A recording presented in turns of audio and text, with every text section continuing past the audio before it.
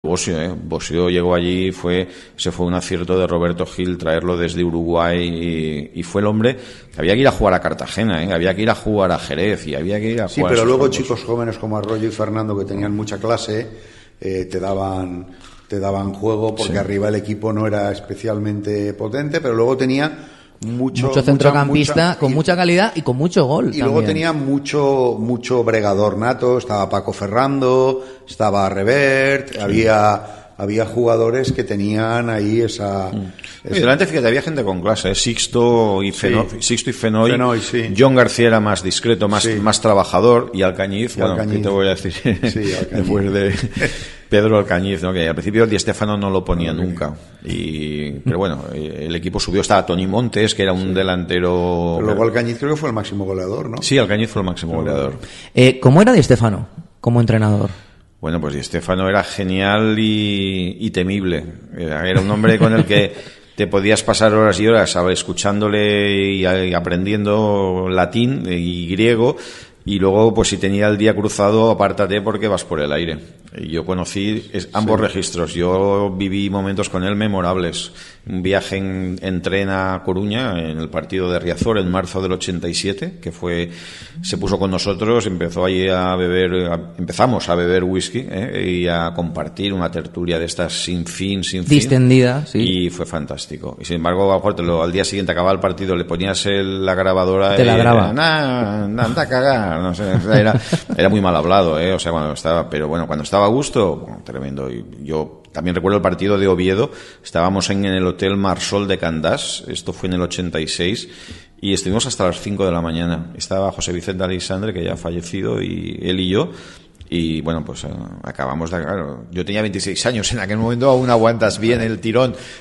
Y al día siguiente el Valencia hizo un partido memorable, ganó 0-2 en Oviedo, y recuerdo a la gente en Oviedo aplaudir al Valencia. Aquel Valencia, cuando jugaba al fútbol, jugaba muy bien. Cuando jugaba tenía gente de mucha clase. El Valencia, final de los 80, principio de los 90, aparte de tener una serie de constantes que efectivamente, como dice Paco, en casa normalmente era más fuerte que yendo fuera, que pegaba, con perdón, alguna que otra cagada importante. Luego la variación de estilos, Víctor Espárrago, que vino después, que era un fútbol absolutamente opuesto, que funcionó muy bien, bastante bien y ayudó a consolidar al equipo. Luego llegan los 90, el hiddinquismo y su estilo más florido y de fútbol espectáculo, que funcionaba de vez en cuando muy bien y la mayoría de veces fuera de casa sobre todo muy mal.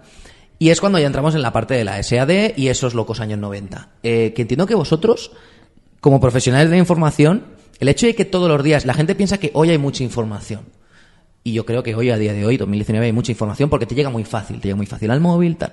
Pero en vuestro momento, en aquel momento, había mucha información y no llegaba al móvil, te llegaba delante. Ibas a las oficinas o había una soflama de Paco Roig por la mañana y luego un pollo por la tarde y luego lo que fuera. El ritmo era una cosa infernal. Bueno, hay dos cosas que no estoy de acuerdo con lo que has dicho. Primero, las soflamas de Paco Roig nunca eran por la mañana. Las soflamas de Paco Roig por la tarde o por la noche. Eran por la noche, ¿no? Y no íbamos a las oficinas, vivíamos en las oficinas. Vivíais allí, ¿no? Esos son los dos matices que te quería pero comentar.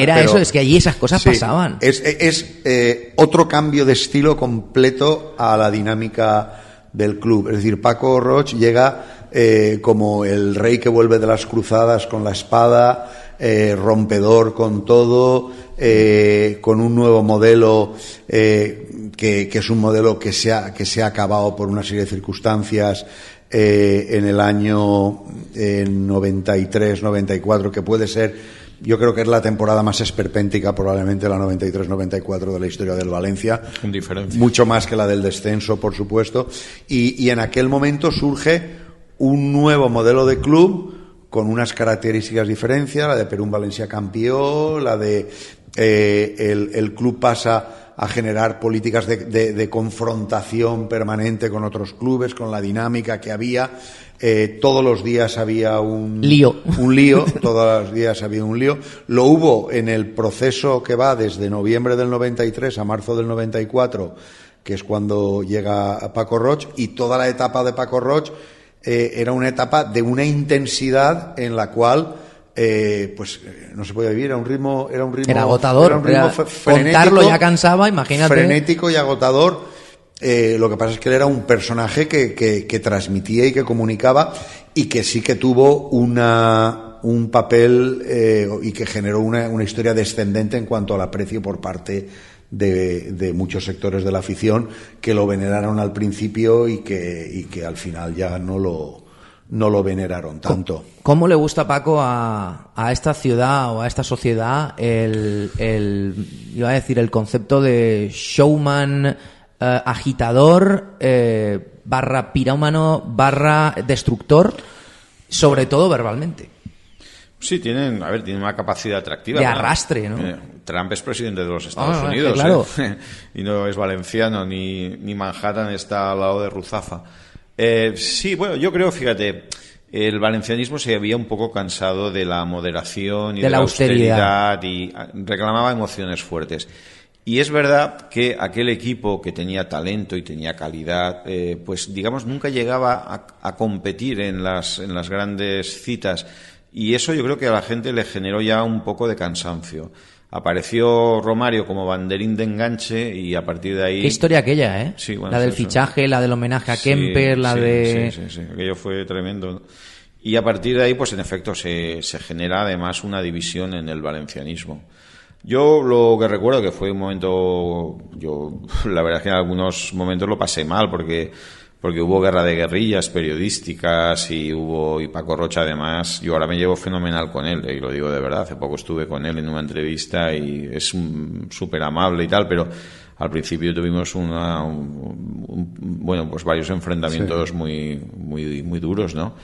Y lo que más lamento es que creo que en aquel periodo Arturo Tuzón, a mí me dio mucha rabia que salió como salió. Me parecía una injusticia y además esas cosas se acaban pagando. Antes hablábamos del Cádiz. El karma, ¿no? Sí, el Cádiz-Betis, que decías, pues mira, el Betis vino a Mestalla 3 años después de aquello, en el 89, último partido, penúltima jornada, último partido en Mestalla, el Valencia le ganó 3-0 y lo dejó en las puertas de la promoción, que acabó bajando a segunda. Y Paco Roch, pues al final acabó como acabó. Pero a mí lo que más me dolía yo me hubiera gustado que Paco Roch hubiera triunfado, porque eso hubiera significado que triunfaba el Valencia, ¿no? Y dentro de aquel periodo de hostilidades, pues bueno, pues aún recuerdo, la verdad es que el otro día lo vi, creo que alguien lo puso en Twitter, la entrevista que le hice cuando acabó el partido contra el Real Madrid de Copa del Rey, que gana el Valencia en Mestalla, que es una marca Mijatovic y Fernando. Y pues bueno, el hombre, él y yo nos chocábamos, sí, pero bueno, pero bien, cumplió y yo lo reconozco. Me supo mal por Tuzón, fundamentalmente. Y luego, mira, hubo un homenaje que fuimos algunos pocos periodistas a Betxí, a la Peña Valencianista de Betxí, que quiero destacarlo. Tuvo el valor y los arrestos de ir contracorriente y organizar un homenaje a la figura de Arturo Tuzón. Yo fui el que lo presenté y creo que me queda aquella sensación de decir que injusta es la masa. Sí. De todas formas, que un presidente salga bien, que difícil es, ¿eh? Qué difícil es, ¿eh? Pero por diferentes motivos. Sí, pero fue un desagradecimiento. Es que sí, es verdad, pero digamos, era un presidente atípico porque había aparecido cuando peor estabas, ¿no? Entonces se merecía un reconocimiento y un agradecimiento. Sí. Pero al final te das cuenta de que la memoria es muy corta y la gente vive el instante y el agradecimiento brilló por su ausencia. Luego, curiosamente, con el paso de los años... Siempre pasa lo mismo. Siempre, o sea, pues ahora todo el mundo son flores a la figura de Tuzón. Sí, y poco recordatorio, poca memoria respecto a lo ocurrido en aquellos momentos, que es lo que suele pasar en los momentos de tensión interna y de crisis o de posible fractura. Yo creo que lo viviremos con lo ocurrido en 2014 dentro de 5 o 6 añitos, ya cuando haya todavía pasado un poco más o sanado un poco más, ya veremos dónde estamos todos, pero ese año 2014 se recordará como un año no muy bueno, porque se recordará como el año en el que el Valencia deja de ser valenciano o de tener esa raíz valenciana para pasar a ser otra cosa, que es lo que venimos contando en la última hora y pico. El Valencia ha sido una cosa, momento de tensión y de ruptura, y pasado a ser otra cosa. Año 93 con las SADs, sí. Otra cosa diferente. Y llegan los momentos de felicidad, que entiendo que para vosotros tienen que ser los mejores, ¿no? el año 96, por ejemplo, con Luis Aragonés, que te quedas a muy poquito, que Luis también tiene para 2 o 3 programas de estos. O sea, solo escucharos a vosotros, los que tuviste la oportunidad de hablar con él y de estar con él y de vivir sus días buenos y sus días no tan buenos, porque también Luis tenía sus cosas. Ese año está muy cerca y 3 años después, por fin, conquistar la Copa del 99. Realmente, mira, mis recuerdos más felices no son como periodista, porque al final lo que ha dicho Alfonso, es decir, tú estás preocupado de la faena y no de piensas. La faena, entonces sí, cuando llegas a tu casa y estás con tu familia o con tus amigos, entonces lo disfrutas, pero en el trabajo lo que estás preocupado es que el cámara saque el ángulo correcto, que no se coman nada, que el sonido ambiente sea... Sí. O sea, eso es lo que es... Yo creo que en la vida todos pagamos por algo, es decir, y tenemos el privilegio de este trabajo, pero al mismo tiempo pagas el eso de que tú no lo puedes disfrutar como el que está en tribuna tranquilamente y puede expresarse sin ningún problema. Yo mis recuerdos más felices son de niño y son cuando iba con mi padre y con mis primos y con mi tío y mi hermano al fútbol. O sea, esos son los recuerdos. La Liga del 71, para mí ese será un recuerdo imborrable. La Copa del 67. Yo era un chaval de 6 años, o sea, a punto de cumplir los 7, pero me acuerdo perfectamente de ir con mi padre a Mestalla cuando llegó el autobús con el equipo. Ese será siempre mi equipo en el corazón. Lo que vino después, pues sí, bueno, son grandes momentos, haberlos vivido y conocer a las personas que son los protagonistas, ¿no? Las ligas de Benítez, la Copa del 99, me parece una noche maravillosa, muy bonita. Es una de las finales más bonitas. Yo creo que es mi recuerdo profesionalmente, fue algo tan fácil. Que rompía con muchas cosas esa final. La final de rompía Sevilla con fue el muy gafe bonita. de la final del agua, rompía con 18 años del último título, rompía con muchas cosas, quitando el de segunda división. En tu caso, Alfonso, tienes también momentos así de niñez tuyos, de Sí, bueno, afición. yo más que de niñez, de muy pequeñito, y un poco más mayor, cuando ya empecé a ir por mi cuenta, la temporada de la Liga del 71 y las 2 o 3 siguientes que iba a los partidos en general de pie, con amigos, y recuerdo mucho hasta que el equipo empezó a flojear un poco en el 74, en el 75, los años de Di Stéfano, que dicho entre paréntesis, para mí Di Stéfano y Aragonés en muchos aspectos son almas gemelas, Sí. en muchos aspectos los dos, porque las anécdotas que contamos de uno las podíamos contar de otro. Yo ahí tengo recuerdos, y luego profesionalmente, pues mira, yo me acuerdo de 2 momentos a nivel personal. Yo la final de Sevilla, la del 3-0, que Paco estaría allí. Yo estaba en Asunción del Paraguay cubriendo la Copa América, que empezaba al día siguiente. Anda. Y estábamos, así como estamos sentados los tres, los tres que íbamos a cubrir la Copa América, un compañero de F de Argentina, mi compañero Quique Escande, que falleció, Óscar González, un compañero estupendo y fenomenal, y yo. Lo único y teníamos una televisión viendo la final, ¿no? Quique Escande era imparcial, pero Óscar González es del Atlético de Madrid. Y vimos el partido como si fuéramos los 2 presidentes de los 2 clubes y el rey, con una politesa, parsimonia, ¿no? Hablando de con una politesa increíble en aquel partido, porque claro, al final mi amigo Kiko lo único que dijo, yo creo que ha ganado bien el Valencia, ¿no? Tal, porque yo digo, hombre, yo creo que también, pero bueno, vamos, la corrección perfecto, ¿no? política Una y... imagen, una final en la distancia. Y luego me dijo, has sufrido, ¿verdad? Y yo dije, he sufrido un poquito, hombre. Sí, porque hasta que no han metido el 3-0 yo no. Yo ahí estaba en Sí, Sevilla y la verdad sí, que una alegría, sí. ¿no? Esa sensación de que ganabas Sí, sin bueno, problema. yo sufrí. Y luego tengo un recuerdo muy, muy bonito del partido de la Liga ganada en Sevilla en el 2004. Porque ese día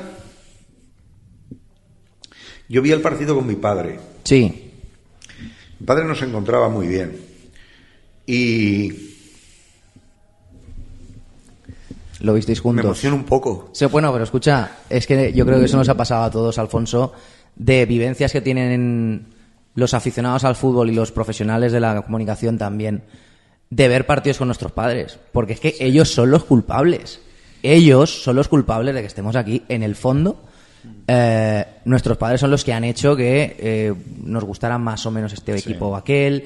Y lo hacían además sin que nos enteráramos. Yo el gol de Formen es un claro, recuerdo que es tengo. una cosa... El mítico gol de Formen al Celta es el recuerdo de estar con mi padre y con mi tío en el sector 4 y bueno, y aquello, recuerdo que empezaban a caer almohadillas, de aquella época almohadillas que te caían en la cabeza y te hacían daño. Bueno, te destrozaban. Y entonces me acuerdo que mi padre me puso ahí la gabardina para protegerme, ¿no? Y entonces sí, la verdad es que entiendo a Alfonso. Sí. Hombre, pues mira, os lo cuento rápido. Era